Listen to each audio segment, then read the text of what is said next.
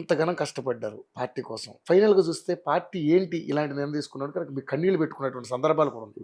ఏంటి సార్ అంటే ఆ క్షణంలో మీకున్నటువంటి ఆ ఫీలింగ్ ఏంటి? ఇంతగా ప్రేమించిన నాకు ఇలా జరుగుతుందని నేను ఊహించలా.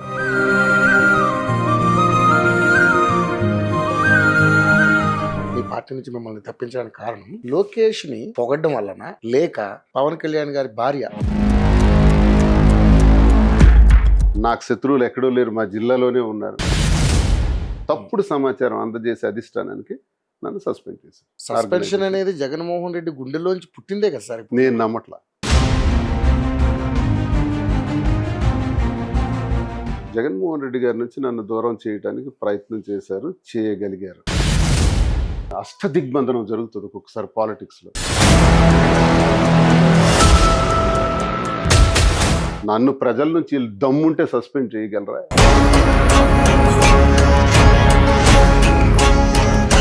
తాత్కాలిక విరామమే అది శాశ్వత విరామంగా కూడా ఉండొచ్చు కదా అనేది అది భవిష్యత్తులో తీసుకోవచ్చు.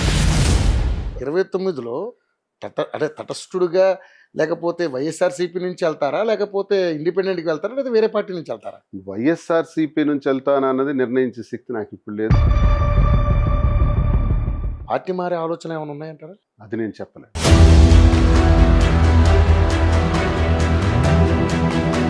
పవన్ కళ్యాణ్కి ఇవ్వడం కరెక్టా, లోకేష్కి ఇవ్వడం కరెక్టా అని వాళ్ళు అడిగారు. ఇదంతా వినకుండా లోకేష్కి ముఖ్యమంత్రి ఇవ్వటమే కరెక్ట్ అన్న మాటని పెట్టి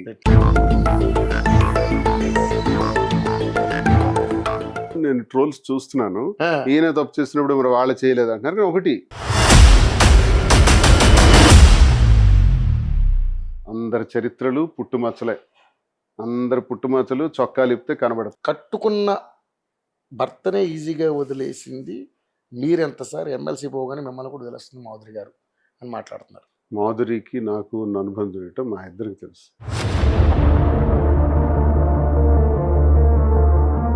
మీరు సస్పెండ్ అయిన తర్వాత మీరు ధైర్యంగా వెళ్ళి ఎందుకు నన్ను సస్పెండ్ చేశారని దమ్ము ధైర్యం మీకుందని కూడా కామెంట్ పెట్టారు.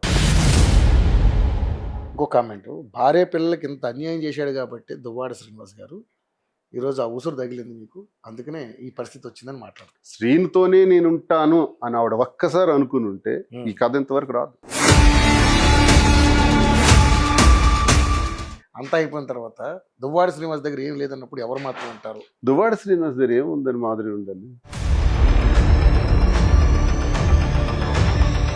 దయచేసి ఇష్టానుసారంగా మాధురి గురించి నా గురించి మాట్లాడండి. మీరు ఎవడు మాకు పెంచట్లేదు, పోషించట్లేదు, మా కింద బతుకుతున్నారు చాలా మంది.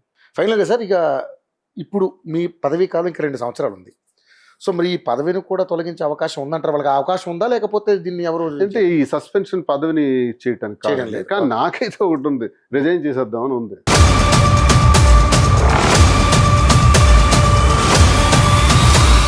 నేనేమైనా అవినీతి చేశానా, అక్రమాలు చేశానా, భూదందాలు చేశానా, అధికార దుర్వినియోగం చేశానా, పార్టీకి ద్రోహం చేశానా?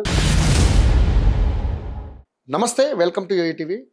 ఆంధ్రప్రదేశ్ పాలిటిక్స్ చాలా శరవేగంగా మారిపోతున్నటువంటి పరిస్థితిలో ఈ మధ్యకాలంలో ఒక వార్త చాలా, అంటే ఒక రకంగా చెప్పాలంటే నేను పర్సనల్గా ఫీల్ అయింది ఏంటంటే కొంచెం బాధపడ్డటువంటి అంశం. ఎందుకంటే పార్టీ కోసం తన సర్వస్వాన్ని అర్పించి పార్టీ పటిష్టత కోసం ఎంతో కష్టపడినటువంటి టెక్కలి నియోజకవర్గ ఎమ్మెల్సీ దువ్వాడ శ్రీనివాస్ గారిని వైఎస్ఆర్సీపీ పార్టీ సస్పెండ్ చేసింది.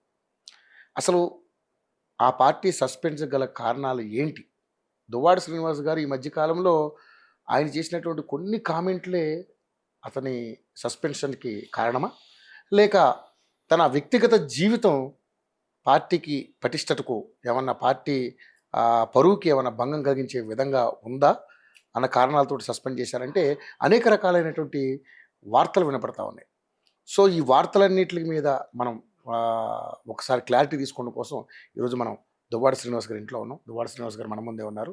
ఆయన అడుగుదాం, అసలు పార్టీ సస్పెన్షన్ చేయడానికి గల కారణాలు ఏంటి? వ్యక్తిగత కారణాలా, లేకపోతే పార్టీ క్రమశిక్షణ చర్యల కింద ఆయన పార్టీ నుంచి సస్పెండ్ చేశారంటే మరి ఏంటి ఆ క్రమశిక్షణ, ఏ విధంగా ఆయన క్రమశిక్షణ తప్పారనేది ఆయన మాటల్లో తెలుసుకునే ప్రయత్నం చేద్దాం. దువ్వాడ శ్రీనివాస్ గారు నమస్కారం అండి. బాగున్నారు? బాగున్నాను సార్. మీరు ఇప్పుడే ధైర్యంగా ఉండాలి, ఎందుకంటే పర్సనల్గా నేను కొంచెం మిమ్మల్ని ఎక్కువ ఫాలో అవుతుంటాను కాబట్టి. సార్ పార్టీ కోసం అంటే నేను పర్సనల్గా ఫీల్ అయ్యేది ఏంటంటే సార్, కష్టపడి పనిచేసే వాళ్ళకి ఎక్కువ ప్రాబ్లమ్స్ ఎదురవుతాయి అనేది నా ఒపీనియన్. అవునవును. మీరు ఎలా ఫీల్ అవుతున్నారు ఈ విషయంలో? ఎన్నో ఒడిదుడుకులు చూసి వచ్చిన వాళ్ళం, ఎన్నో కష్టాలు చూసి వచ్చిన వాళ్ళం. ఇది నాకేం పెద్ద సమస్య కాదు, ఇది నాకు అలవాటే. ఇప్పుడు 2007 సంవత్సరంలో రాజశేఖర రెడ్డి గారితో నేను 2000 సంవత్సరం నుంచి పనిచేశాను. విద్యార్థి రాజకీయాల నుంచి అంటే నేటికి 25 సంవత్సరాలు అయింది. రాజశేఖర రెడ్డి గారితో ప్రారంభించిన నా జీవితం, వారు నాకు 2004లో టికెట్ కూడా ఇవ్వటం జరిగింది. 2006లో జిల్లా పరిషత్ వైస్ చైర్మన్ కూడా చేయటం జరిగింది. అప్పటికి మాకు పార్టీకి డిసిసి ప్రెసిడెంట్గా గొర్రెల హరిబాబు నాయుడు గారు అని ఉండేవారు. ఆయన ఒక ఎమ్మెల్సీ అడిగేటప్పుడు అప్పటికి మంత్రి ధర్మాన ప్రసాదరావు ఆయనకి అవకాశం ఇవ్వాల. అప్పుడు నేను హరిబాబు నాయుడికి మద్దతుగా నిలబడి ఆ ఎన్నికల్లో సహకరించాను. అప్పుడు ఆయన గెలిచాడు. గెలిచిన తర్వాత అది కారణంగా పెట్టి నన్ను సస్పెండ్ చేశారు 2007 సంవత్సరం. సస్పెండ్ చేసినప్పుడు అప్పటికి నేను జిల్లా పరిషత్ వైస్ చైర్మన్. వెంటనే పదవికి రాజీనామా చేసేసి నా నియోజకవర్గంలో పాదయాత్ర చేశాను. నేను చేసిన తప్పు ఏంటి అని. ఏప్రిల్ 24 నుంచి జూన్ 6వ తారీఖు వరకు 42 రోజులు మొండి టెండర్లో గ్రాండ్ సక్సెస్. ఆ ఫోటోగ్రాఫ్స్ మీకు ఇస్తాను. అలా అనుభవాలు ఉన్నటువంటి వ్యక్తిని.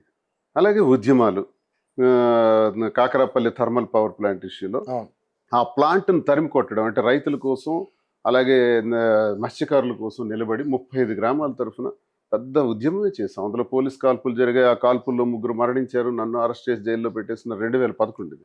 2008, 9 నుంచి 10 ఇప్పటి వరకు కూడా నిరాహార దీక్ష శిబిరం నడుస్తుంది. నేటికి 15 సంవత్సరాలు అయింది. సో అలాంటి ఉద్యమంలో పాల్గొని కేంద్రం వరకు అది తాకేటట్టు చేసి జయరాం రమేష్ గారు దాన్ని రద్దు చేశారు అప్పటి మంత్రి. అప్పుడు జిల్లాలో ఉండే నాయకులందరూ పవర్ ప్లాంట్ ఫేవర్లోనే ఉన్నారు. అప్పుడు నేను ఏ పార్టీలో కూడా లేదు. ఎందుకంటే పీఆర్పీలో 2009లో పోటీ చేసిన తర్వాత పీఆర్పీ కాంగ్రెస్ లో కలిపేసిన తర్వాత మరి నాకే ఆస్కారం లేక నేను ఇండిపెండెంట్ గానే ఫైట్ చేశాను. ఇన్ని ఫైట్ చేసిన నాకు ఇప్పుడేమీ ఆందోళన పడాల్సిన అవసరం లేదు. ఒకటి, రాజశేఖర రెడ్డి గారితో అడుగులేసిన నేను అతన్ని ఎంతగా గౌరవించుకుంటానో, గుండెల్లో పెట్టుకుంటానో, మరింత ఎక్కువగా జగన్మోహన్ రెడ్డి గారు కూడా నా గుండెల్లో ఉంటారు. జగన్మోహన్ రెడ్డి గారు అంటే నాకు ప్రత్యేకమైనటువంటి ఇష్టం. ఆ కుటుంబం అంటే ప్రేమాభిమానాలు.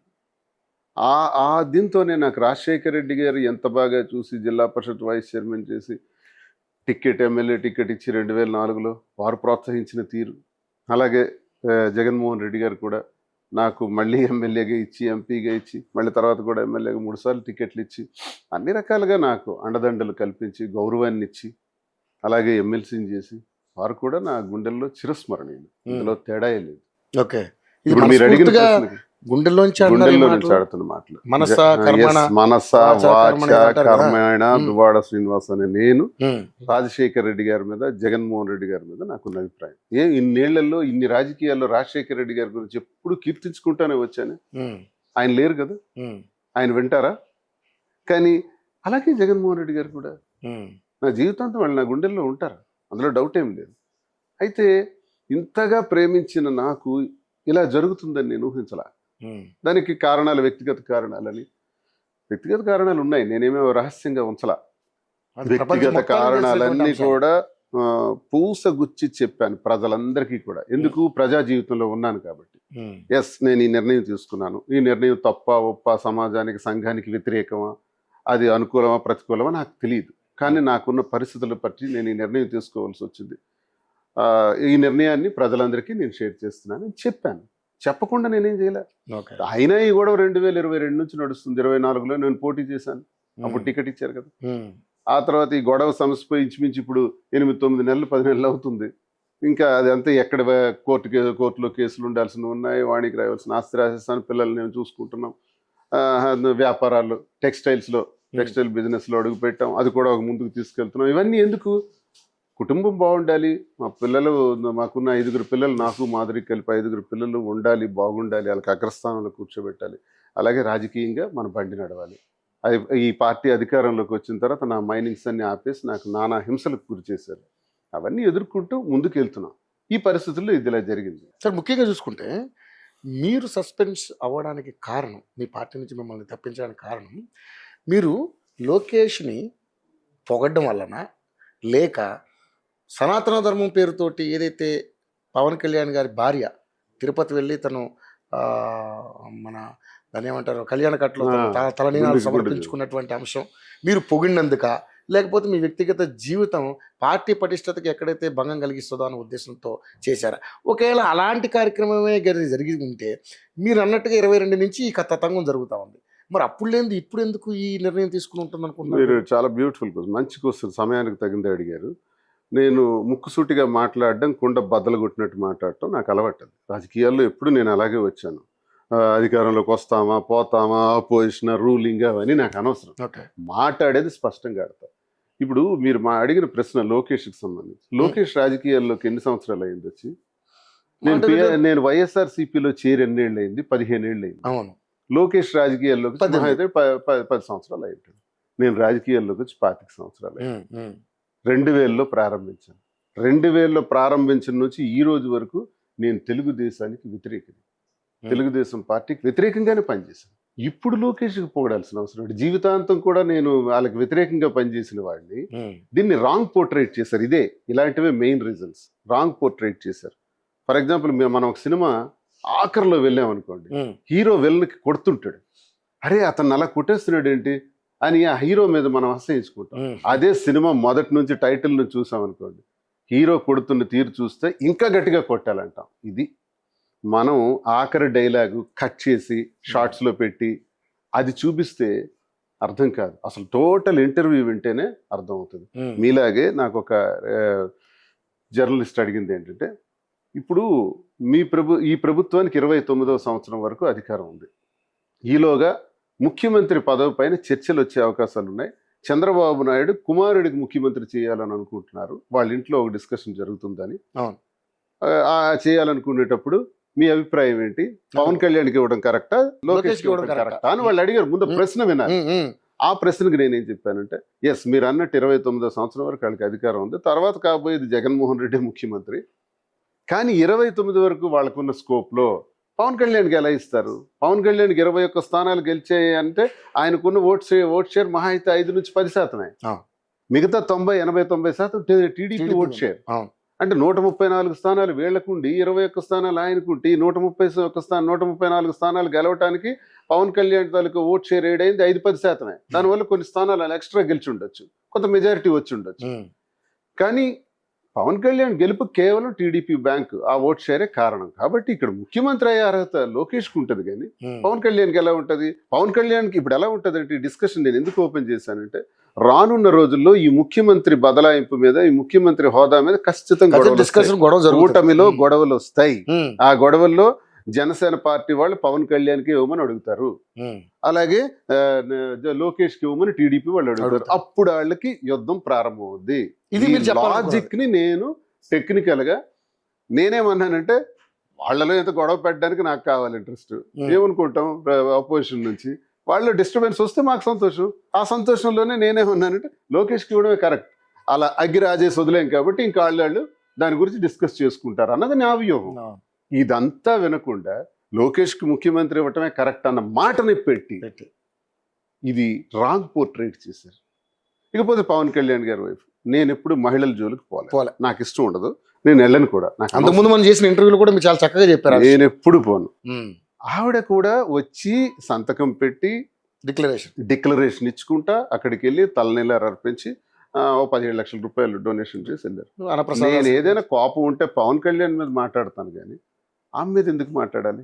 ఆమె చేసిన తప్పు కూడా నాకు అనిపించలేదు. నేను వెంకటేశ్వర స్వామి భక్తుడిని. ఒక అన్యమతస్తులు వచ్చి డిక్లరేషన్ ఇచ్చి తలనీలాలు అర్పించి డొనేషన్ చేసి అన్నదానంలో అక్కడ కూర్చొని భోజనం చేస్తే మంచిది. ఇందులో తప్పే ఉంది? దాని గురించి మనం విమర్శించకూడదండి, అది మాట్లాడకూడదండి, అది వేస్ట్, అది అప్రస్తుతం, మనకు సంబంధం లేని విషయం, ఇలా ఆడవాళ్ళ జోలికి వెళ్ళకూడదని ఒక ఛానల్లో అన్నాను. ఇందులో తప్పే ఉంది?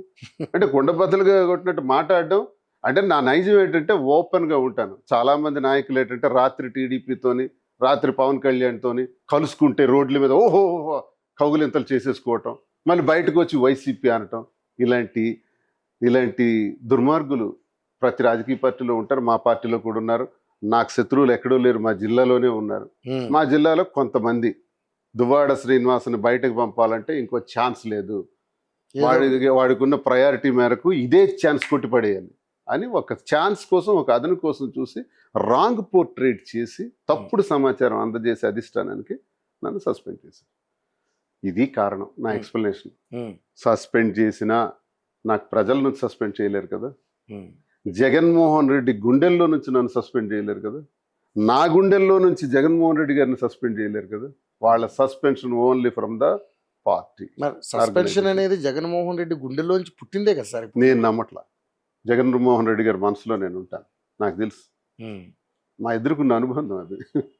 నేను అంత కాన్ఫిడెంట్ గా చెప్తున్నాను. సో నిజంగానే ఒకవేళ మీ మీద అంత అనుబంధం, అంత అటాచ్మెంట్ ఉండుంటే ఈ చెప్పే సొల్లు ఎవరైతే సొల్లుగాళ్ళు ఉన్నారో వాళ్ళు ఎవరైతే మీ మీద ఎలిగేషన్ చేశారో వాళ్ళు నమ్మకుండా ఉండాల్సింది కదా మరి. అంటే సార్, ఒక్కోసారి రాజకీయాలు ఎలా ఉంటాయంటే మనకి తెలుస్తూనే, ఇది తప్పని తెలుస్తూనే అది చేయాల్సి వస్తుంది. ఓకే, ఇది రైట్ అని తెలుస్తూనే అది అమలు చేయలేని పరిస్థితులు కూడా వస్తాయి. ఇది రాజకీయ అష్టదిగ్బంధనం జరుగుతుంది ఒక్కొక్కసారి పాలిటిక్స్ లో. ఎంజీఆర్ గారు ఒకసారి చైర్లో కూర్చొని he was very honest chief minister. 5 సంవత్సరాలు అయిన తర్వాత ఇలాగే మీడియా వాళ్ళు అడిగారు, సార్ మీ గవర్నమెంట్ లో కూడా అవినీతి జరిగింది. వెంటనే చైర్ నుంచి లేచి, yes this MGR still honest person, but this chair didn't allow me to be honest. ఈ చైర్ నన్ను హానెస్ట్ గా ఉండనివ్వలేదు, కానీ నేను ఇప్పటికీ హానెస్టే.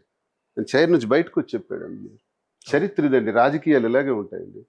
కొన్నిసార్లు సత్యాలు అసత్యాలు అన్నీ తెలిసినా తలొగ్గాల్సి వస్తుంది. అదే జరిగిందేమో అని నేను అనుకుంటాను తప్ప, నన్ను ప్రజల నుంచి దమ్ముంటే సస్పెండ్ చేయగలరా? వాళ్ళ జీవితం సరిపోతుందా? ఎవడి జీవితమైనా సరిపోతుందా? ఇది స్వతంత్ర పౌరుడిగా, స్వతంత్రుడిగా, తటస్థుడిగా ఇప్పుడు జనంలోకి వెళ్తాను, ఇంకా గట్టిగా పనిచేస్తాను. గడిచిన కాలంలో నాకున్న పాదయాత్ర అనుభవం, గడిచిన కాలంలో ఉద్యమ నేపథ్యం, వీటన్నిటితో నాకంటూ ఒక ఓట్ బ్యాంక్ ఉంది. రాజశేఖర రెడ్డి గారు మరణించిన, అది బై ఎలక్షన్లో అక్కడ స్థానిక ఎమ్మెల్యేగా గెలిచిన రేవతిపతి గారు మరణించిన నాకు 19,800 వచ్చాయి. ఈ ఓట్లు నాకు అయ్యొద్దు, భారతీ గారికి అయ్యండి, కాంగ్రెస్ పార్టీకి అయ్యండి, లేదంటే అక్కడ టీడీపీ గెలిచే అవకాశం ఉందని నేను గట్టిగా ప్రచారం చేసినా నాకు 19,800 వచ్చాయి. It's my vote bank. నా ఓట్ షేర్ ఏటో, ప్రజల్లో టెక్కల్లో నాకున్న ఓట్ బ్యాంక్ ఏటో ఆ ప్రజలకి తెలుసు, నాకు తెలుసు. ఆ ఓట్ బ్యాంక్ని ఇంకా పికప్ చేసుకుంటాను, ఇంకా గట్టిగా వెళ్తాను, నా ఉనికేటో చూపెడతాను. టైం ఉంది. రాజకీయాల్లో ఎదగాలనుకున్న మీరు అదే రాజకీయాలకు బలైపోవడం ఏ విధంగా అనిపిస్తుంది? ఈ బలులు హత్యలుండవు, ఆత్మహత్యలు ఉంటాయంటారు కదా రాజకీయాలు. అది రాజకీయాల్లో కష్టపడి పనిచేస్తున్నా ఇలాంటివి జరుగుతుంటాయి. ఓకే, అయితే ఒక ఇది వింటాం, అది నా నుంచి. ఇప్పుడు నేను కూడా ఒక ఎమ్మెల్యేగా ఉండి కొంతమంది నా కోసం ప్రాణాలు అర్పించిన క్యాడర్ ఉన్నారు. వాళ్ళకి కొన్నిసార్లు నేను చేయలేకపోయాను, ఇలాంటి చెప్పుడు మాటలు వినే. కొన్నిసార్లు నా శత్రువులకే నా తాలూకా విలువలు ఉపయోగపడ్డాయి, నా తాలూకు సహకారం. అది కూడా చెప్పుడు మాటల వల్ల. నా స్థాయిలో నాకు ఇప్పుడు జగన్మోహన్ రెడ్డి స్థాయిలో అలాంటప్పుడు దాన్ని నేను బాగా ఆలోచించుకొని, అయ్యో నాకు నమ్ముకున్నోడికి అన్యాయం జరిగిందని మళ్ళీ ఆయన్ని పైకెత్తి ఏదో ఒక సందర్భంలో వాళ్ళకి నిలబడటం జరిగింది. కానీ అన్యాయంగా శత్రువర్గాలకు కూడా నేను ఉపయోగపడిపోయాను. ఇలాంటివి ఎప్పుడు జరుగుతుంటాయి సార్ రాజకీయాల్లో, ఇవి తప్పదు. దీని నుంచి నేను అవగాహన చేసుకోగలను కాబట్టి, నాకు అనుభవం ఉంది కాబట్టి చాలా సింపుల్గా తీసుకుంటాను. ఇదొక ఛాలెంజ్, ఇదొక సవాల్ లైఫ్లో, ఇదొక చిన్న థ్రెట్. ఈ థ్రెట్ని ఎలా ఎదుర్కోవాలి, ముందుకెళ్తాను. మీరే చూస్తారు కదా, 29వ సంవత్సరం జరగబోయే ఎలక్షన్లో దువ్వాడ శ్రీనివాస్ శ్రీకాకుళం జిల్లాలో ఆ శక్తి ఏంటో చూపెడతాను. ఇప్పుడు కాదు, ఇప్పుడు మాట్లాడినా అది ప్రయోజనం లేదు. 25 సంవత్సరాలుగా రాజకీయాల్లో అలుపెరిగిన పోరాటం చేశారు. ఫైనల్గా చూస్తే సరే ఎమ్మెల్సీ అయ్యారు, ఓకే. ఇటు చూస్తే మైన్స్, గతంలో ఉన్నటువంటి మీకున్నటువంటి ప్రాబ్లమ్స్ వల్ల మైన్స్ బిజినెస్ ఆగిపోయింది. సరే ఇప్పుడు ఏదో గార్మెంట్స్ హౌస్, టెక్స్టైల్స్ పెట్టుకున్నారు, ఓకే. బట్ రాజకీయంగా ఇప్పుడు మీకు ఒక విపత్తు ఏర్పడింది. సో మరి మీ ప్రజలు ఎప్పుడు కూడా నాకు అండగా ఉంటారని మీరు చాలా బాహాటంగా, ఎంతో హోప్గా చెప్పినటువంటి సందర్భాలు ఉన్నాయి చాలా ఇంటర్వ్యూలో. సో ఆ ప్రజలే ఈరోజు మీ వెనకుంటారని ఏంటి గ్యారంటీ? ఎందుకంటే మీ పరిస్థితిని చూసి, మీ పర్సనల్గా కానీ మీ రాజకీయ పరిస్థితిని చూసి రేపు ఆ ప్రజలు మీకు తోడుగా ఉంటారా? ప్రజాభిమానం అన్నది ఎప్పుడైనా ఎలక్షన్లోనే తెలుస్తుంది. సో మీరు ఎలా, అందుకే మీకు 29వ సంవత్సరం చెప్పాను. ప్రజల్లో నాకున్న శక్తి ఏంటో రేపు చూపెడతాను, ఈరోజు చూపెడతాను అనలే. అది లెక్కల్లోకి రాదు, కౌంట్లోకి రాదు. నా మంది నాది రేపు ఎప్పుడు వస్తారు సార్ మీ ఇంటికి రావాలనుకుంటున్నాం, మేమందరం రావాలనుకుంటున్నాం అని ఫోన్లు, మెసేజ్లు, క్యాడర్ పెడుతున్నాను. సరే వస్తాను, కలుస్తాను, ఇవన్నీ పక్కన పెడతాను. ఇది కాదు క్యాలిక్యులేషన్, ఎలక్షన్ క్యాలిక్యులేషన్. ఎలక్షన్లో నాకు ఎంత దమ్ము ఉందన్నది నా ఓట్ బ్యాంకే చూపెడుతుంది. అప్పుడు మీరు, అందుకే నేను 29కి నా శక్తిని, ప్రజల్లో ఉండే నాకు దమ్ముని 29వ సంవత్సరానికి వాయిదా వేశాను. అప్పుడు చూపెడతాను. 29లో అంటే తటస్థుడుగా లేకపోతే వైఎస్ఆర్సీపీ నుంచి వెళ్తారా, లేకపోతే ఇండిపెండెంట్కి వెళ్తారా, లేదా వేరే పార్టీ నుంచి వెళ్తారా? వైఎస్ఆర్సీపీ నుంచి వెళ్తాను అన్నది నిర్ణయించే శక్తి నాకు ఇప్పుడు లేదు, అర్హత లేదు, అధికారం లేదు. అది నిర్ణయించవలసింది పార్టీ. సస్పెన్షన్ అంటే చాలా మంది దీని మీద కూడా రాంగ్ తాత్కాలిక విరామం అర్థం చేసుకోవాలి. Suspension is not a punishment, it's a pause. అంటే మీరు ఒక ఉద్యోగం, నేను ఒక అధికారిని అనుకోండి, మీరు నా అధికారిగా మీరు నా కింద పనిచేస్తున్నారు. ఒక కలెక్టరు ఒక తహసీల్దార్కి సస్పెండ్ చేశారు అనుకోండి, దాని అర్థం పర్మనెంట్ ఇది కాదు, అది it's a temporary action. Suspension can be revoked at any time. 2 నెలల తర్వాత కలెక్టర్ గారు రివోక్ చేసేయచ్చు, అదేం పనిష్మెంట్ కాదు అది. సో సస్పెన్షన్ అనేది పాజ్, ఆగు, ఒక టెంపరీ యాక్షన్. ఇదేంటంటే దాన్ని నేను మీనింగ్ చెప్పాను ఒక ఇంగ్లీష్ లిటరేచర్గా. భాష మీద పట్టు లేనోడు, భాష మీద అవగాహన లేనోడు, ఇది బహిష్కరణ కింద తాత్కాలిక విరామం అని చెప్పాను. భాష మీద పట్టు లేనోడు, ఇంగ్లీష్ మీద నాలెడ్జ్ లేనోడు, దాన్ని బహిష్కరణ కింద మాట్లాడుతున్నారు. బహిష్కరణ అంటే టెర్మినేషన్. టెర్మినేషన్ చేస్తే ఆ పార్టీకి ఆయనకు సంబంధం. సస్పెన్షన్ చేస్తే నువ్వు విధుల నుంచి కొన్నాళ్ళు పక్కన పెట్టావు, నువ్వు అలా కూర్చో, తర్వాత ఆలోచిస్తాం అని అర్థం అనమాట. అంటే చాలా మంది ఆలోచించవచ్చు, ఆలోచించకపోవచ్చు. అదే చాలా మంది కూడా ఇదే అంటున్నారు సార్, తాత్కాలిక విరామమే అది శాశ్వత విరామంగా కూడా ఉండొచ్చు కదా అనేది. అది భవిష్యత్తులో తీసుకోవచ్చు. అది సస్పెన్షన్ అంటే రివోక్ చేయకూడదని లేదు, చేయాలని లేదు, లేదు. కాబట్టి అది శాశ్వతం అయిపోయింది అనుకోండి, అప్పుడు ప్రజా నిర్ణయం ఉంటుంది కదా. మీరు అన్నింటికి సిద్ధపడే ఉన్నారు. సో ఇంతగానో కష్టపడ్డారు పార్టీ కోసం. పవన్ కళ్యాణ్ లాంటి వ్యక్తిని కూడా విపరీతంగా విభేదించారు, చంద్రబాబు నాయుడు విభేదించారు. కానీ ఫైనల్గా చూస్తే పార్టీ ఏంటి ఇలాంటి నిర్ణయం తీసుకున్నాడు కనుక మీకు కన్నీళ్ళు పెట్టుకున్నటువంటి సందర్భాలు కూడా ఉన్నాయి. ఏంటి సార్ అంటే ఆ క్షణంలో మీకున్నటువంటి ఆ ఫీలింగ్ ఏంటి? అంటే నేను ఇవన్నీ ఆలోచించలేదు, కానీ జగన్మోహన్ రెడ్డి గారి నుంచి నాకు నా శత్రువర్గాలు, నేనంటే పడని వాళ్ళు, జగన్మోహన్ రెడ్డి గారి నుంచి నన్ను దూరం చేయడానికి ప్రయత్నం చేశారు, చేయగలిగారు. భగవంతుడా అనుకున్నాను. ఈయన నుంచి దూరం అవుతానని నేను ఎప్పుడు జీవితంలో అనుకోలేదు. ఈయన నుంచి నన్ను దూరం చేశారే అని బాధ. సరే, కాలమే నిర్ణయిస్తుంది. అభిమానం ఎక్కడికి పోతుంది, ఆ గుండెల్లో ఉన్న అభిమానం. అలాగని నాకు శాశ్వతంగా నేను రాజకీయాల్లో ఎలా ఉన్నప్పటికి కూడా నా అభిమానులు వేరు. రాజశేఖర రెడ్డి గారు కానీ, జగన్మోహన్ రెడ్డి గారు కానీ. ఓకే, పార్టీలో మనం చూసాం. అంటే మరి మీరు దీన్ని సపోర్ట్ చేస్తారో విభేదిస్తారో నాకు తెలియదు, కానీ ఇప్పుడు ఏదైతే గోరుట్ల మాధవ్ గారు ఎన్ని వీడియోలు బయటపడ్డాయో మనం చూసాం. అదేవిధంగా ఎవరు మన రాంబాబు గారు, అంబటి రాంబాబు గారి కొంతమంది నాయకులు వాళ్ళ యొక్క లీలలన్నీ కూడా బయటపడ్డాయి. అటువంటి వాళ్ళ మీద క్రమశిక్షణా చర్యలు తీసుకోకుండా దువ్వాడ శ్రీనివాస్ గారు 2022 నుంచి కూడా మీ సంసార జీవితాన్ని పబ్లిక్గా పెట్టినటువంటి మీరు ఈ రోజు ఈ నిర్ణయం తీసుకుంటే మరి వాళ్ళని ఏం చేయాలన్నట్టుగా మీకేం అనిపించలేదు? నేను ట్రోల్స్ చూస్తున్నాను, ఈయన తప్పు చేసినప్పుడు మరి వాళ్ళు చేయలేదు అంటున్నారు. ఒకటి నేనైతే ఒకటి చెప్తాను సార్, మీరు 4 గోడల మధ్య కాకుండా మీ జీవితాన్ని బయటే పబ్లిక్ లో బయట పెట్టారు.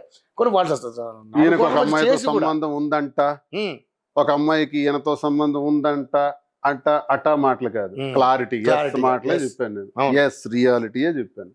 అయినా ఇప్పుడు ఒకటి సార్, వ్యక్తిగత విషయాలని పరిగణనలోకి తీసుకోకూడదు సార్. ఇలా వ్యక్తిగత విషయాలను పరిగణలోకి తీసుకుంటే ఏ పార్టీలో కూడా 70% ఉంటారు. అందరి చరిత్రలు పుట్టుమచ్చలే, అందరు పుట్టుమచ్చలు చొక్కాలు ఇప్పితే కనబడతాయి. 70% ఉనికే ఉండదు ఎవరికి. ఇది కరెక్ట్ కాదు. వ్యక్తిగత విషయాలని పరిగణలోకి తీసుకోకూడదు. ఫిర్యాదులు, క్రమశిక్షణ కమిటీలో నాకు నేనంటే పడని వ్యక్తులు, మా జిల్లా నుంచి ప్రాతినిధ్యం వస్తున్న వ్యక్తులు ఒకళ్ళిద్దరు, జిల్లా నాయకత్వాన్ని వస్తున్న వాళ్ళు ఒకళ్ళిద్దరు కలిపి ఆడినటువంటి నాటకం. అందుకే రాజకీయ క్రీడ అన్నాను. రాజకీయ క్రీడలో భలే అని అన్నాను. దాని అర్థం అది. వాళ్ళు చేశారు, వాళ్ళు చేసింది నేను స్వీకరిస్తున్నాను. ఎస్. సో వాళ్ళు ఎవరో తెలుసా? తెలియదు. దువ్వాడ శ్రీనివాస్ శత్రువులు ఎవరో ఈ పార్టీలో అన్నది అప్పుడు ఆ రోజు కాంగ్రెస్ పార్టీలో నన్ను ఎవరైతే సస్పెండ్ చేశారో ఆ సేమ్ ఓల్డ్ టీమే ఇప్పుడు ఉంది. అప్పుడు రాజశేఖర రెడ్డి గారికి నా నుంచి నన్ను ఎలాగైతే దూరం చేశారు, ఇప్పుడు జగన్మోహన్ రెడ్డి గారి నుంచి దూరం చేసింది అదే టీం, పాత టీమే ఉంది. ఆ పాత టీంకి నాకు ఎప్పుడూ పడదు. అప్పటి నుంచి ఉన్న వైరం ఇది. 2006వ సంవత్సరం నుంచి ఉన్న శత్రుత్వం ఇది. అంటే దీని వెనకాల పూర్తిగా ధర్మాన ప్రసాదరావు గారు అలా చేసింది. ధర్మాన ప్రసాద్, అలా సోదరుడు కృష్ణదాస్, ఇవన్నీ సర్ది చెప్పలేకపోయారు, ఇవన్నీ చేశారు. చేయలేంటే ఓకే. ఇప్పుడు ఫీల్డ్ అన్నది అందరూ ఫీల్డ్లోకి వెళ్ళాల్సిన వాళ్ళమే. నేను ఫీల్డ్లోకి వెళ్తాను, వాళ్ళు ఫీల్డ్లోకి వెళ్తారు. బ్యాటిల్ ఫీల్డ్లో తేల్చుకుందాం. ఓకే. సో నిజంగా చూసుకుంటే మరి మీ వ్యక్తిగత జీవితాన్ని ఈరోజు దానివల్ల కారణం వల్ల కూడా అవ్వి ఉండొచ్చు అని మీరు అంటున్నారు. సో నిజంగానే మరి వ్యక్తిగత జీవిత కారణాలు అయి ఉంటే మరి పార్టీలో చాలామంది ఇలాంటి కార్యక్రమాలు చేశారు. సరే వాళ్ళ మీద ఏం చేయాలి వ్యక్తిగత జీవితం మీరు అంటున్నారు. కానీ రేపు పొద్దున ఫ్యూచర్‌లో మరి ఇదే వ్యక్తిగత జీవితాన్ని ఆధారంగా తీసుకొని రేపు పొద్దున మీకు ఈ రాజకీయ భవిష్యత్తు కూడా లేకుండా చేయాలని చూస్తే ఏంటి సార్ పరిస్థితి? ఎవడా చేసింది? ఎవరు? ఈ జిల్లా వాళ్ళు, మా జిల్లా వాళ్ళు. హ్మ్. వాళ్ళకున్న శక్తి ఏంటి చేయడానికి? ఇదేమైనా సస్పెన్షనా చేసేయటానికి? హ్మ్. ప్రజలు అక్కడ. ప్రజలు మేము ప్రజల్లోకి వెళ్తాం మేము. వెళ్ళేటప్పుడు ప్రజల అంగీకారాన్ని బట్టి ఉంటుంది. ప్రజల నుంచి సస్పెండ్ చేసే అధికారం ఈ భూమి మీద ఎవడికి లేదు. హ్మ్. అది శాశ్వతమైనటువంటి అనుబంధం ప్రజలతో నాయకులకు ఉన్న అనుబంధం. ఇక నాకున్న అనుభవం లేటో చరిత్రలో చూస్తారు. వాళ్ళు ఏం చేయలేరు సార్. దెబ్బలు తిని తిని తిని ఒళ్ళంతా గాయాలతో ఉన్నటువంటి నేను హ్మ్. ఈ గాయాలతో మహాభారతం చదివాను, రామాయణం చదివాను, భాగవతం కూడా చదివాను. ముందుకు ఎలా వెళ్ళాలో కృష్ణ పరమాత్ముడు ఏం చెప్పాడో కర్మ సిద్ధాంతం అంతా అవగాహన చేసుకున్నాను ఎంతో కొంత. కాబట్టి ఆ ధైర్యాలు నాకున్నాయి. నాకు నేనే గురువు, నాకు నేనే శిష్యుడు, నాకు నేనే దశ దిశ. హ్మ్. ముందుకెళ్తాను. ఓకే. క్లారిటీగా ఒక విషయం అడుగుతాను. అంటే ఇప్పుడున్న మాటలు కాదు కానీ రేపొద్దున ఫ్యూచర్‌లో మీరు ఎలా వెళ్ళాలి, మీరు ఏ డైరెక్షన్‌లో వెళ్ళాలనేది కాలమే నిర్ణయిస్తది అని అన్నారు కాబట్టి, పార్టీ మారే ఆలోచన ఏమైనా ఉన్నాయంటారా? లేదు సార్, ప్రజల నిర్ణయమే. అది నేను చెప్పలేను. ఇప్పుడు మీరు చెప్పలేరు. ఇప్పుడు నేనేం చెప్పను. హ్మ్. కాలమే నిర్ణయిస్తుంది. అదే. అందుకే అది ఎవరు మనం చెప్పలేము అలాంటివి. హ్మ్. నా మనసులో జగన్మోహన్ రెడ్డి గారు ఉన్నారు. ఏమో మళ్ళీ పిలిస్తే చెప్పలేదు. అది కూడా జరగచ్చు. తెలియదు కదా. పిలవకపోవచ్చు. Let's watch and wait. Hmm. చూద్దాం ఎలా జరుగుతుందో, దాని మలుపు ఎలా వస్తుందో చూద్దాం. ఓకే. సరే మామూలుగా ఇంటర్వ్యూలు అందరూ రెగ్యులర్‌గా అడుగుతారు. కానీ కొంతమంది మీరు చేసిన ఇంటర్వ్యూల్లో Hmm. దువ్వాడ శ్రీనివాస్ గారు మీరు మీ కామెంట్లు చదువుకుంటున్నారా అని అడిగారు Hmm. కొంతమంది. సో కొన్ని కామెంట్లు మిమ్మల్ని అడుగుతారు. ఆ కామెంట్లను క్వశ్చన్స్‌గా తీసుకొని మిమ్మల్ని అడుగుతారు. మీరు దానికి సమాధానం చెప్పగలిగితే చెప్పండి. లేదంటే అక్కడ కట్ చేసేద్దాం. ఎందుకంటే అవి కొన్ని అబ్యూజ్డ్‌గా ఉన్నాయి. బట్ నేను అడుగుతాను. ఎందుకంటే మీరు ఓపెన్‌గా చెప్తారు కాబట్టి నాకు నమ్మకంతో అడుగుతున్నాను. ఏమడుగుతున్నారంటే చాలామంది కట్టుకున్న భర్తనే ఈజీగా వదిలేసింది మీరెంత సార్, ఎమ్మెల్సీ పోగానే మిమ్మల్ని కూడా వదిలేస్తుంది మాధురి గారు అని మాట్లాడుతున్నారు. మాధురికి నాకు ఉన్న అనుబంధం ఏంటో మా ఇద్దరికి తెలుసు. మా ఇద్దరికి ఎవడు పెంచడు, ఎవడు పోషించడు, ఎవడు ఎండలో ఉన్నారు నీళ్ళలోకి రండి అని అడిగేవాడు లేడు. మాధురి నన్ను ఎలా చూసుకుందో, మాధురిని నేను ఎలా అభిమానిస్తాను, అది మా ఇద్దరు వ్యక్తిగతం. ఎవడో నాకు సలహాలు సూచనలు ఇచ్చే అక్కర్లేదు, మాకు తెలుసు. వాడికి నేను చెప్తున్నా సమాధానం. సార్ నిజంగా అంటే మీరు సస్పెండ్ అయిన తర్వాత మీరు ధైర్యంగా వెళ్ళి ఎందుకు నన్ను సస్పెండ్ చేశారని దమ్ము ధైర్యం మీకు ఉందని కూడా కామెంట్ పెట్టారు. అప్పుడు వెళ్ళి అడగగలిగారా మీరు? సార్తో మాట్లాడి నేను తప్పు చేయలేదు, రాంగ్ పోర్ట్రేట్ చేశారన్న నేను చెప్పాను. మీతో ఇప్పుడు ఎలా చెప్పి సార్కి అలాగే చెప్పాను. నేను నా తప్పు చేస్తే నేను భయపడాలి. నేను ఎందుకు భయపడాలి? నేనేమైనా అవినీతి చేశానా, అక్రమాలు చేశానా, భూదందాలు చేశానా, అధికార దుర్వినియోగం చేశానా, పార్టీకి ద్రోహం చేశానా, లేదా ఇంత కొంతమంది నాయకుల్లాగా రాత్రి అధికార పార్టీతో మాట్లాడి పగలు వైసీపీ గురించి మాట్లాడాను. నేను మా జిల్లా నాయకుల గురించి చెప్తున్నా, నేను బయట వాళ్ళ గురించి మాట్లాడలే. స్పష్టంగా పాయింట్ బ్లాంక్ గా పవన్ కళ్యాణ్ మీద మాట్లాడాలంటే మాట్లాడాము. చంద్రబాబు నాయుడు లోకేష్ మీద నేను విమర్శించినట్టుగా ఎవడు విమర్శించలేదు. నేను ప్లెకార్డ్స్ పట్టుకొని ఆయన రాసలేళ్ళని మీడియా ముందు చూపించినోడు నేనే. ఎవడైనా చూపించాడు దమ్ముందా? ఈరోజు మా జిల్లా నాయకులు మాట్లాడతారు కదా, ప్లెకార్డ్స్ హౌస్లో రాత్రి 11 వరకు ఆ రోజు హౌస్ జరిగింది, చూపించాను. అది రికార్డెడ్గా కూడా ఉంది కదా. అలాగే పోడియం మీదకి వెళ్ళి ఫైట్ చేసి హౌస్లో గట్టిగా ఫైట్ చేసి బయట మాట్లాడి, అందులో నేను ఎప్పుడు తగ్గను. ఇప్పుడు కూడా చెప్తున్నాను, సిద్ధాంతపరంగా ప్రభుత్వంలో ఏ లోపాలు ఉన్నా కూడా గట్టిగా మాట్లాడుతున్నాను. ఓకే. ఇంకో కామెంట్, భార్య పిల్లలకి ఇంత అన్యాయం చేశాడు కాబట్టి దువ్వాడ శ్రీనివాస్ గారు ఈరోజు ఆ ఉసురు తగిలింది మీకు, అందుకనే ఈ పరిస్థితి వచ్చిందని మాట్లాడుతున్నారు. ఎవడో దాని గురించి మాట్లాడక్కర్లేదు. మా వాణికి సంబంధించి కోట్లాది రూపాయల విలువ గల ఆస్తులన్నీ రాసేసి ఎంటీ హ్యాండ్స్తో బయటకు వచ్చాను. అన్ని నాకున్న ఆస్తులన్నీ వాణికి రాస్తారు. ఇక పిల్లల బాధ్యత మాది. ఆ ఆస్తులకి పిల్లలకి సంబంధం లేదు. వాణి రూపాయి కూడా పిల్లలకి ఇవ్వాల్సిన అవసరం లేదు. నేను ఏదైతే రాసిచ్చాను మా పిల్లలకి, ఆ పిల్లల బాధ్యత కూడా ఇప్పుడు మీరే చూస్తారు. సో ఆస్తితో కూడా పిల్లలకి సంబంధం లేదు, నేను చూసుకుంటాను. ఓకే. ఇంకేం కావాలి? ఆల్రెడీ నేనేం కావాలని చూస్తూనే ఉన్నాను. సో ఆ పిల్లలు ఆ కుటుంబానికి సంబంధించి జరిగిన సంఘర్షణలో చూసుకునే బాధ్యత నేను కాబట్టి నిలబడ్డాను. ఇలాంటి ట్రోలర్స్ గాడి ఇళ్లల్లో బోల్డ్ కథలు ఉంటాయి. ఇలాంటి కథలే. ఆడబిడ్డకి మోసం చేసిన మగాడు, మగాడికి మోసం చేసిన ఆడబిడ్డ, ఇలాంటివి చూసుంటారు. నా జీవితంలో అది లేదు. ఎవరికి అన్యాయం చేయాల. ఇలా ఉండాలని అనుకుని కోరుకుంది కాబట్టి వాణి అలా ఉన్నారు. ఆవిడకి ఇష్టమైతే నేను చేశాను. శ్రీనితోనే నేను ఉంటాను అని ఆవిడ ఒక్కసారి అనుకుని ఉంటే ఈ కథ ఇంతవరకు రాదు. ఓకే. ఆవిడ అలా అనుకున్నారు కాబట్టి ఆవిడ కోరిక నెరవేర్చాను. ఆస్తులు ఇవన్నీ గౌరవించి పిల్లలకు మేము చూసుకుంటాం. నాకు పిల్లలు అక్కడ 2, మాధురితో ఉన్నటువంటి 3 పిల్లలు, 5 పిల్లల్ని కూడా హోదాతో చూసుకోవాలన్నదే మా తాలూకా ఆలోచన. అందులోనే మేము కష్టపడి ముందుకెళ్తున్నాం. అవకాశం ఉన్నంత వరకు కూడా రాజకీయం ఒకవైపు, కుటుంబం ఒకవైపు చూసుకోవాలని. అలాగే మా ఇద్దరి మధ్య కూడా హాయిగా సంతోషంగా ఇష్టపడే ఒక నిర్ణయానికి వచ్చాను. నేను కష్టాల్లో ఉన్నప్పుడు నా కోసం నిలబడ్డది అమ్మాయి. 22వ సంవత్సరంలో నాకు ఇంటికి తాళం వేసి బయటికి పంపించేసిన తర్వాత 23, 24 వరకు 2 సంవత్సరాలు నన్ను ఎవరు చూశారు? నా భోజనాలు ఏంటి, నా కష్టాలు ఏంటి, నాకు నేనున్నానని నిలబడే వ్యక్తులు ఎవరున్నారు? ఆ టైంలో తను కుటుంబం కూడా పక్కన పెట్టి వదిలేసి నా కోసం నిలబడినటువంటి అమ్మాయికి ఇప్పుడు ఏం చేయాలా? ఈ సొల్లుగళ్ళు, ఈ పనికి మళ్ళీ చెప్పిన కామెంట్ల ప్రకారం అమ్మాయిని బయటకు తోసేద్దామా? మా ఇంటి కథ ఏంటో నాకు తెలుసు, కష్టం ఏంటో నాకు తెలుసు. 25 సంవత్సరాలు పెళ్ళైన తర్వాత పడిన కష్టాలు ఏంటో నాకు తెలుసు. సో నిజంగా అంత కష్టపడ్డారా సార్? పడ్డాం కాబట్టి ఈ నిర్ణయం వచ్చింది. తను కూడా ఉండాలని అనుకోలేదు. విడాకులు ఇవ్వండి అని అన్నది తప్ప, ఇల్లు కావాలి, ఆస్తులు కావాలన్న తను అన్నారే తప్ప, శ్రీనివాస్ కావాలన్నా, టెక్కల నుంచి పోవాలి అని అన్నారే తప్ప, టెక్కల్లో ఉండకూడదు అన్నారే తప్ప. సరే, ఆమె నిర్ణయం ప్రకారం అన్నీ చేశాను. నేనేమి ఆమెకు వ్యతిరేకంగా ఏం చేయలేము, అనుకున్నది నేను చేశాను. ఇది మా కుటుంబం, కోర్టులు, కేసులు నడుస్తున్నాయి. ఎవడు మాకు కనికారం చూపించక్కర్లేదు. ఎవడి కనికారంతోనో, ఎవడి దయా దాక్షణ్యాలతోనో ఈ దువ్వాడ శ్రీనివాస్ బ్రతకడు. కట్టి కాలే ముందు దువ్వాడ శ్రీనివాస్ ఒక్కరి దగ్గర కూడా టీ తాగాడు, ఈ రూపాయి తీసుకున్నాడు అనే చరిత్ర నాకు ఉండకూడదు. కావలిస్తే టెక్కలలో ఎంక్వైరీ చేయండి. ఒకవేళ నేను అప్పులు కానీ ఏమైనా చేస్తుంటే కూడా నా ప్రాణం పోయేలాగా అప్పులు కూడా వడ్డీలతో సహా తీర్చి పోతాను తప్ప ఎవడిది నాకు వద్దు. నాకేమీ లోటు లేదు. మా కుటుంబాలకు ఆర్థిక ఇబ్బందులు లేవు. అందరూ సంతోషంగా ఉన్నారు. ఎవడు దయా దాక్షిణ్యాలు చూపించవలసిన అవసరం సొల్లు మాటలు చెప్పి జనసేన బ్యాచో, ఐటీడీపీ బ్యాచో పెడుతున్న కామెంట్లు అవి. ఈ కామెంట్లను ఒకసారి మీరు లోపలికి వెళ్ళి బయట బాగా చూడండి. వాడికి ఏ ఛానల్ ఉండదు. ఫేస్బుక్ అంటే బాగా క్లాక్డ్, ఫేస్బుక్ లాక్డ్. యూట్యూబ్ అంటే యూట్యూబ్ లో కామెంట్ పెడతాడు, అది ఓపెన్ చేస్తే లాక్డ్. అన్ని ఫేక్, అన్ని ఫేక్. అవి దమ్ముంటే ఎవడైనా నేను పలానా, జనసేన బ్యాచ్ లో కానీ అందులో కానీ నేను పలానా ఊరిది మీరు సమాధానం చెప్పండి. ఫేక్ కామెంట్స్ పెట్టుకొని, ఫేక్ ఛానల్స్ పెట్టుకొని, ఫేక్ లైన్స్ లో పెడితే దానివల్ల విలువ లేదు.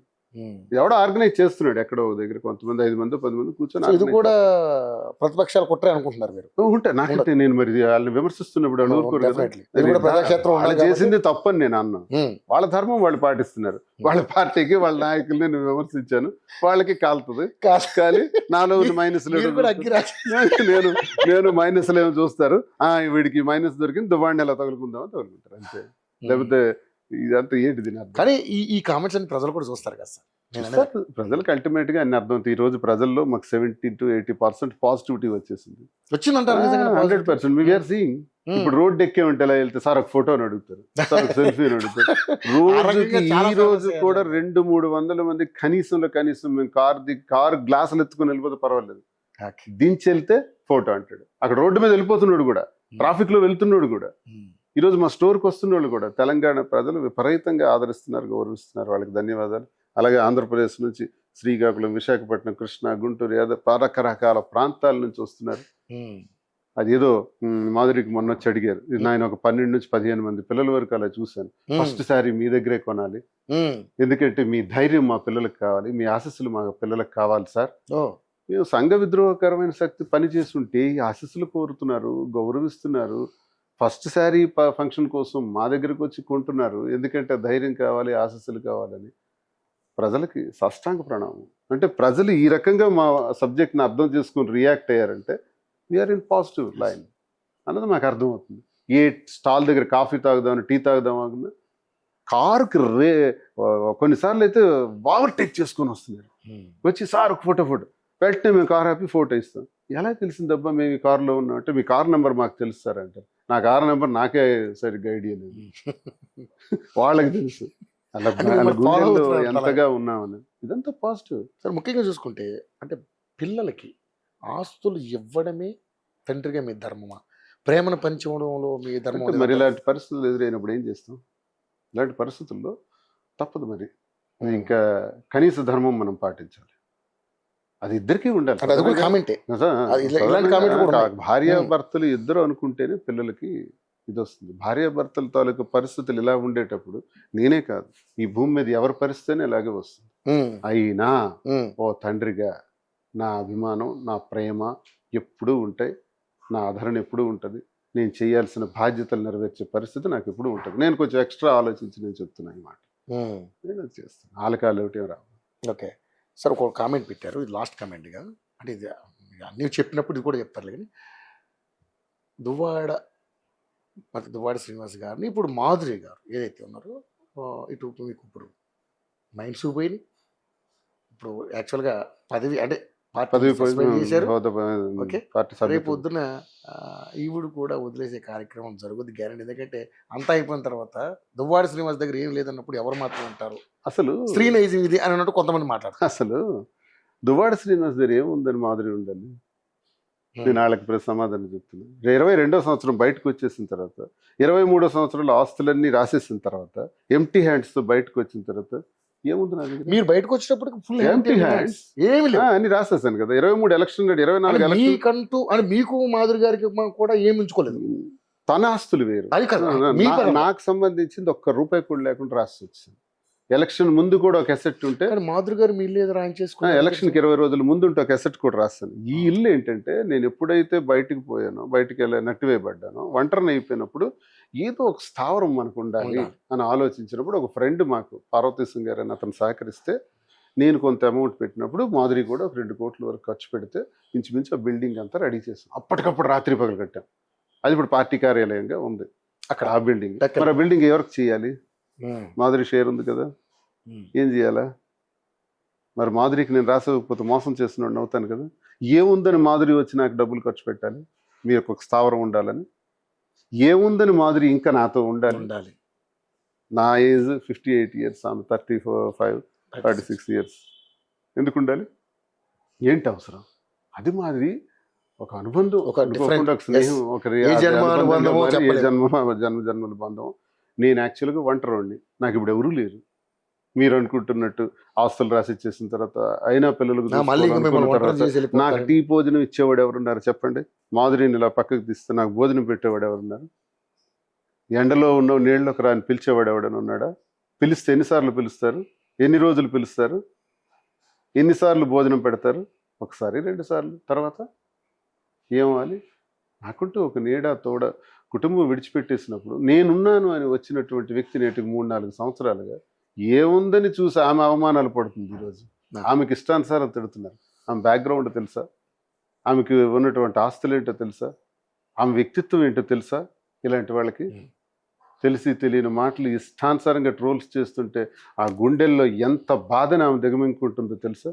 ఎంత బాధపడుతుందో తెలుసా? అనుకున్నా మీరు ఇవన్నీ చూసినా చూస్తారు, ఎలాగ చూడకుండా కానీ గుండె ధైర్యంతో ఇంకా ముందుకు నేనంటే మొండోండి. మీకు అక్కలు చెల్లెళ్ళు లేరా? మీ కుటుంబాల్లో ఇలా జరగట్లేదా? విమర్శించేవాడి కుటుంబాల్లో మీ అక్కనో మీ చెల్లెనో ఇలానే ఆలోచిస్తున్నారా?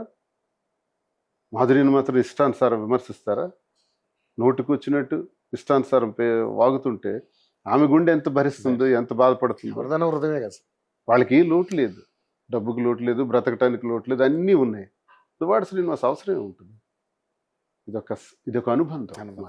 ఈ అనుబంధాన్ని మేము మీలాగా రహస్యాలు ఉంచలా. ఈ ట్రోల్ చేసేవాడికి 1,00,000 ఉంటాయి, ఆడింట్లోనే బోల్డ్ ఉంటాయి. ఆడిలాగా నేను ఉంచలా. గురిగింజ కింద నలుపాడికి తెలియదు. నా నలుపేటో నేను చెప్పాను, నువ్వు చెప్పగలవా? ట్రోల్ చేసే ముందు చెప్పడానికి కూడా దమ్ము ధైర్యం. నేను పలానా దువ్వాడ శ్రీనివాస్ అన్నా, నేను నీ గురించి విమర్శించాను, నా కుటుంబ చరిత్ర ఇది, నా కుటుంబంలో ఇన్ని సమస్యలు ఉన్నాయి, ఇదిగో నేను చెప్తున్నాను. నేను దమ్ముంటే అడిగి చెప్పమనండి, ఒక్కడికి స్టేట్లో ఒక్కడికి రమ్మనండి ముందుకి. నేను వచ్చా. దయచేసి ఇష్టానుసారంగా మాధురి గురించి నా గురించి మాట్లాడండి. మీరు ఎవడు మాకు పెంచట్లేదు, పోషించట్లేదు. మా కింద బతుకుతున్నారు చాలామంది. మేము ఒక టెక్స్టైల్ స్టోర్ పెట్టామంటే ఒక 50 మంది బతుకుతున్నారు. రేపు మరొకటి పెడతామంటే మరో 50 మంది బతుకుతారు. ఒక 1000 మందికైనా జీవితం ఇస్తుంది విమెన్ ఎంటర్ప్రెన్యూర్గా మాధురి. ఆమె కాలి గోటికి కూడా మీరు పనికిరారు, ఆమె చెప్పు ధూళికి కూడా మీరు పనికిరారు. విమర్శకులకు నేను చెప్తుంది, మీ జీవితంలో ఒకడికి భోజనం పెట్టగలరా? మాధురి 100 మందికి భోజనం పెడుతుంది, ఆదరిస్తుంది. మీకు ఆ శక్తి ఉందా? విమర్శించే ముందు ఆలోచించుకోవాలి. సో మంచి సమాధానం చెప్పారు. సో చూద్దాం, ట్రోలర్స్ విమర్శించే వాళ్ళు 100 మంది ఉంటారు, కాయలు కాసే చెట్టుకి రాళ్ళు అన్నట్టుగా అది జరిగేది కామన్. ఎనివే సార్, ఇప్పుడు మొన్న జరిగిన సింహాచలం ఇన్సిడెంట్ ఒకసారి చూసుకుందాం. దాన్ని మీరు రాజకీయంగా కాకుండా ఏ విధంగా చూస్తారు? అంటే ఇది కేవలం ప్రభుత్వ విపత్తేనా అని కొంతమంది తోసేసే కార్యక్రమాలు చేస్తూ ఉంటారు. ఏంటి మరి అంతమంది చనిపోయారు, ఆ గోడ కూలడం ఏంటి అసలు దీని వెనక మీరేమనుకుంటున్నారు? ప్రభుత్వ వైఫల్యాలు ఏ ప్రభుత్వం ఉంటే ఆ ప్రభుత్వం బాధ్యత తీసుకోవాలి, నేను కాదనట్లేదు. కానీ అది దేవస్థానం వైఫల్యం. దేవస్థానంలో ఆ కమిటీ ఏదైతే ఉంటారో ఏం చేస్తున్నారు వాళ్ళు? బోర్డ్ ఆఫ్ డైరెక్టర్స్, చైర్మన్ ఏం చేస్తున్నారు? అలాగే ఈవో ఉంటాడు, ఏం చేస్తున్నారు? అధికారం కూడా వీళ్ళందరూ అధికారులందరూ కూడా ఏం చేస్తున్నారు? అది సింహాచలం అనేది పుణ్యక్షేత్రం. 1000 సంవత్సరాల నుంచి చరిత్రలో కూడా ఎరుగని సంఘటన అక్కడ జరిగింది. నిజంగానే సింహాచలంలో సింహాద్రప్పన్న దేవాలయంలో జరగకపోవచ్చు, ఇతర దేవాలయాల్లో జరుగుతున్నాయి. తిరుపతిలో, తిరుమలలో చాలా సార్లు ఇలాంటి ఇన్సిడెంట్లు, ప్రాణాలు జరిగినాయి. జరిగేటప్పుడు జరిగినప్పుడు ఆలోచిస్తున్న తర్వాత విడిచిపెట్టేస్తారు. దానిపైన పర్యవేక్షణ చేయట్లేదు, దాని మీద సరైన దృష్టి సారించట్లేదు. సింహాచలంలో సాధారణంగా నేను మైన్స్ చేసేవాడిని కాబట్టి నా కొండల పైన ఉంటుంది. హిల్స్ లో ఎలా ఉండాలి అని, హిల్లాక్స్ ఎలా ఉంటాయి, డౌన్ రోడ్ అని ఎలా ఉంటుంది, అక్కడ మైనింగ్ చేసేటప్పుడు ఎలాంటి జాగ్రత్తలు మేము తీసుకుంటాం, పైన ఉన్న రాయి దొరలొచ్చు, మీదకు పడవచ్చు, కొండ చర్యలు విరిగి పడవచ్చు, అప్పుడు ఏం చేయాలనేది మాకు ఒక స్టడీ ఉంటుంది. దానికి మేము ఏం చేస్తామంటే చిన్న వాల్స్ ఏమైనా కట్టాలనుకుంటే కిందకి 7, 8, 10 అడుగులు కిందకి వెళ్ళి అక్కడి నుంచి కాంక్రీట్ వాల్ వేసుకొని వస్తాం. లేదా ప్రతి 10 అడుగులకి ఒక ఫౌండేషన్ వేసి పిల్లర్లు వేస్తాం, పిల్లర్ టు పిల్లర్ వాల్ కలుపుతాం ప్రతి 10 అడుగులకు ఒకసారి. ఆ పిల్లర్స్ వేసారా? కనీసం ఎవడైనా మట్టి గోడ కడతాడా? అందులో ఫాల్స్ బ్రిక్స్ కడతారా? ఫాల్స్ బ్రిక్స్ తోటి నిలబడుతుందా? అది దానికి స్ట్రెంగ్త్ ఉంటుందా?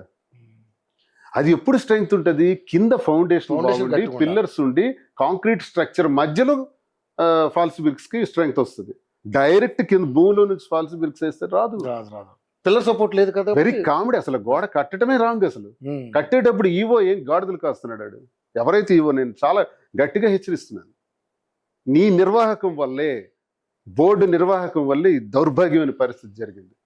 సాక్షాత్ నిన్న నిజస్వరూపం చూడాలనుకుని వచ్చిన వేలాది మంది భక్తులకి చాలా ఘోరం జరిగింది. మేము బాధపడుతున్నాం. ఇది కేవలం మన లోపం సార్. ఇది గోడ నిర్మాణం చేసేటప్పుడు ఎలా కట్టాలి? కొండల్లోను కానీ నదీ పరివాహక ప్రాంతాల్లో మనం కరకట్లు కడతాం, అక్కడ కూడా ఏంటంటే ఇటుక కట్టు పనికిరాదు, అక్కడ కట్టవలసింది కాంక్రీట్. ఇక్కడ కూడా కాంక్రీట్ వాళ్ళే కట్టాలి. అది హిల్, అది ఎక్కుతున్నారు కొండ, ఎప్పుడైనా చర్యలు కిందకి పడతాయి, షేప్స్ మారుతుంటాయి, మారుతున్న దానిలో బౌల్డర్స్ ఉంటాయి. అది కేవలం సాయిల్, నేల కాదు మనకి అర్థం కావటానికి. కింద బౌల్డర్ షేప్ ఉంటుంది, కింద గ్రావెల్ ఉంటుంది, వాటిలో స్ట్రెంగ్త్ చాలదు, దానికి అందుకు కాంక్రీట్ వాల్ వేసుకొని రావాలి. కాంక్రీట్ వాల్ వేస్తే ఏమీ అవ్వదండి. అదే కాంక్రీట్ వాల్ అంటే నిన్న 100 సంవత్సరాలైనా ఏం కాదు. వాళ్ళు వేసింది సిమెంట్ ఇటుకతో కట్టారు కాబట్టి అది పోయింది. కేవలం ఈ దుర్ఘటన జరగడానికి కారణం ఈ టెంపుల్ తాలూకా టీం ఎవరైతే ఉంటారో, బాడీ. ఒక డైరెక్టర్ అయినా చెప్పవలసింది, ఒక చైర్మన్ అయినా వెళ్ళి చూడవలసింది, పర్యవేక్షించవలసింది. ఈవోకైనా బుర్ర ఉండాలి, ఏమి చేయలేదు. చాలా బాధపడుతున్నాను నేను. పాపం గొప్పగా 7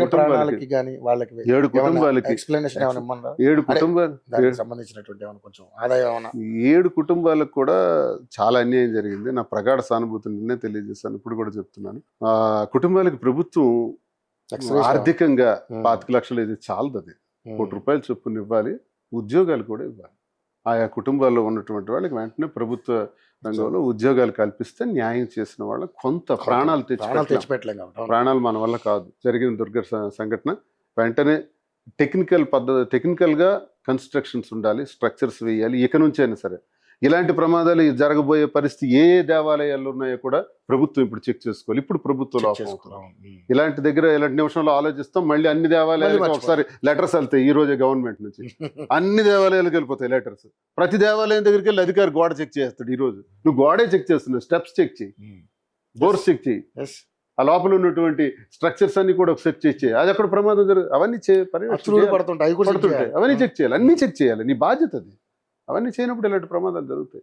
కాబట్టి అన్నిటిపైన పర్యవేక్షణ చేయవలసినటువంటి బాధ్యత గవర్నమెంట్కి ఉంది. అందుకే గవర్నమెంట్ బాడీ ఫామ్ చేస్తుంది. ఆ బాడీ ఏం చేస్తున్నారు? ఫైనల్గా సార్, ఇక ఇప్పుడు మీ పదవీ కాలం ఇంకా 2 సంవత్సరాలు ఉంది. సో మరి ఈ పదవిని కూడా తొలగించే అవకాశం ఉందంటారు. వాళ్ళకి అవకాశం ఉందా, లేకపోతే దీన్ని ఎవరు అంటే ఈ సస్పెన్షన్ పదవిని చేయటానికి చేయడం కాదు. లేదు. కానీ నాకైతే ఒకటి ఉంది, రిజైన్ చేసేద్దామని ఉంది. నాకు కూడా ఇదిలో ఉండడానికి కూడా వన్ సస్పెండ్ అయిన తర్వాత ఎమ్మెల్సీగా నేను ఎందుకు ఉండాలి, రిజైన్ చేసేస్తామని అనుకుంటున్నాను. కానీ కొంతమంది పెద్దలు నాకు, నువ్వు రిజైన్ చేయటం వల్ల ప్రోస్ అండ్ కాన్స్ కూడా ఒకసారి ఆలోచించు, ఇది ఎవరికి ఉపయోగం అవుతుంది, ఎవరికి నష్టం జరుగుతుంది, ఎవరికి లాభం జరుగుతుంది, ఎగ్జాక్ట్ ఈ టైంలో ఇది ఏ పార్టీకి అనుకూలత అవుతుందో అన్నది ఒకసారి ఆలోచించుకొని చెయ్యి బ్రదర్. Definitely. కంగారు పడిపోయి చేసేకు. నీకు జగన్ ఇచ్చారు, జగన్కు నువ్వున్నావు, మీ ఇద్దరు అనుబంధం ఒకటి కదా. ఇప్పుడు ఎవడి వల్ల నీకు రాలేదు, వస్తే జగన్మోహన్ రెడ్డి గారి వల్ల వచ్చింది. జగన్మోహన్ రెడ్డి గారు నీ గుండెల్లో ఎప్పుడూ ఉంటుంటారు. ఆయనకి నువ్వంటే అభిమానం, ఆయన నీవంటే ఆయనకి అభిమానం ఉంది. కాబట్టి ఆ పదవి గురించి చేసి ఏదైనా నిర్ణయం తీసుకునేటప్పుడు ఆలోచించి చెయ్యి అని పెద్దలు అన్నారు. కొంచెం ఇమోషనల్గా వెళ్ళి రాజీనామా చేయడానికి లెటర్ కూడా తయారు చేస్తారు. మళ్ళీ అలాగే ఆగాను.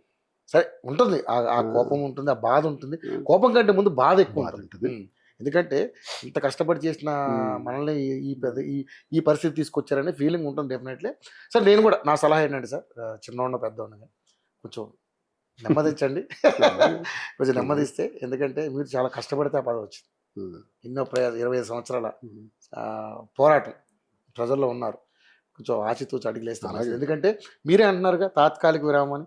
ఏమో విరామం తాత్కాలిక ఎందుకు కంగారు పడ్డా? రైట్, ధైర్యంగా ఉండండి. Thank you very much. But కొంచెం లేట్గా స్పందించారైనా కూడా మనకి పూర్తి స్థాయిలో మనం తీసుకోగలిగాం, దీని మీద వివరణ తీసుకోగలిగాం. ఎనివే, గుండె ధైర్యంతో ఉండండి. మీ ప్రజాక్షేత్రంలో మీరు ప్రజలతో ఇంకా మమేకంగా ఉండి మీ కార్యాచరణ ముందు తీసుకెళ్ళండి. Thank you sir. Thank you so much. So Duvvada Srinivas గారు, సరే, ఆయన దాదాపుగా 2006 నుంచి ఆ నియోజకవర్గంలో ఎన్నో వివక్షలకి గురవుతూ వస్తున్నప్పటికీ కూడా, సరే, పార్టీని నమ్ముకుని పనిచేసిన పార్టీ ఈరోజు పక్కన పెట్టడం అనేది ఎవరికైనా బాధ కలిగించే విషయమే. బట్ ఆయన చాలా ధైర్యంగా ఉన్నారు. కోపంతో అసలు రిజైన్ చేద్దాం అనుకున్నారు కానీ, బట్ కొంతమంది సలహాతో ఆగుతున్నారు. కాబట్టి చూద్దాం ఏం జరగబోతుందో. బట్ ప్రజలతోనే ఉంటారు, ప్రజలతోనే మమేకమై ముందుకు సాగుతారు. అది స్వతంత్రుడిగా అయినా సరే ముందుకు వెళ్తా అని చెప్పేసి మనోధైర్యంతో మాట్లాడుతూ ఉన్నారు.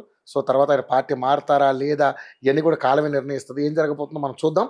Thank you so much. Over to studio.